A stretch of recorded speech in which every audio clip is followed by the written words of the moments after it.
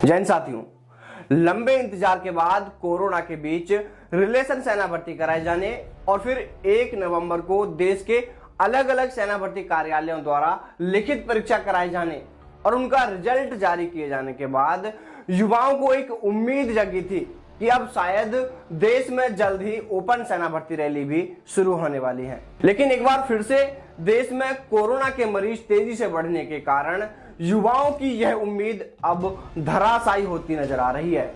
देखिए साथियों, मैं यहाँ आपकी हिम्मत तोड़ने बिल्कुल नहीं आया हूँ, लेकिन जो मेरा काम है हर खबर आप तक पहुँचाना, मैं सिर्फ वही काम कर रहा हूँ।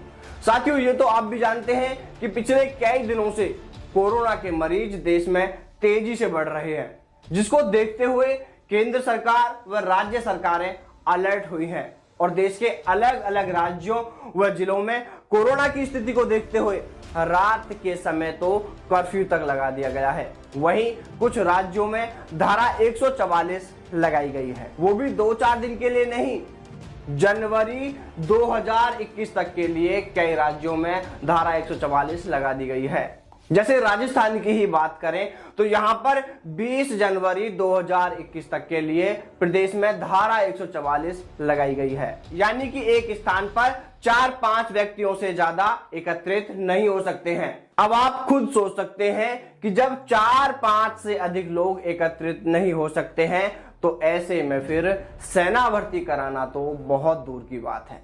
साथियों, इस स्थिति को देखते हुए तो यही लगता है कि अब 2020 में शायद ही कोई सेना भर्ती हो पाएगी। लेकिन बड़ा सवाल तो ये है कि आखिर देश में सेना भर्ती रैली कब से शुरू होंगी, और इससे भी बड़ा सवाल ये है कि कोरोना के चलते सेना भर्ती नहीं होने से जो युवा ओवर एज हुए हैं, क्या उन्हें उम्र में छूट दी जाएगी? अगर हाँ, तो यह छूट कितने समय की दी जाएगी, कितने महीनों की दी जाएगी या साल भर की दी जाएगी?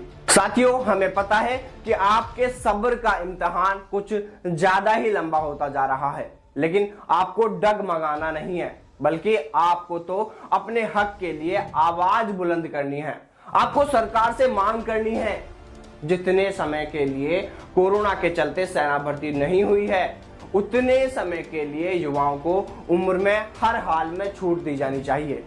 यही मांग आपको सरकार से करनी है। इसके अलावा सेना या सरकार की ओर से सेना भर्तियों को लेकर स्पष्ट तौर पर युवाओं को यह जानकारी दी जानी चाहिए कि आखिरकार देश में सेना भर्ती रैली कब से शुरू होंगी, ताकि यह युवा उसी के अनुसार अपनी तैयारियों में जुटें। इसलिए साथियों, हिम्मत हार कर बैठने से अच्छा तो यह है कि आप अपने हक के लिए लड़ें।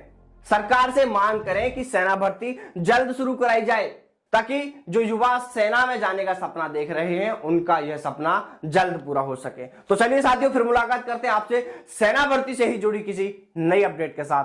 तब तक सावधान रहें, दलालों से दूर रहें, अपना और अपनों का ख्याल रखें। जय हिंद, जय भारत, वंदे मातरम।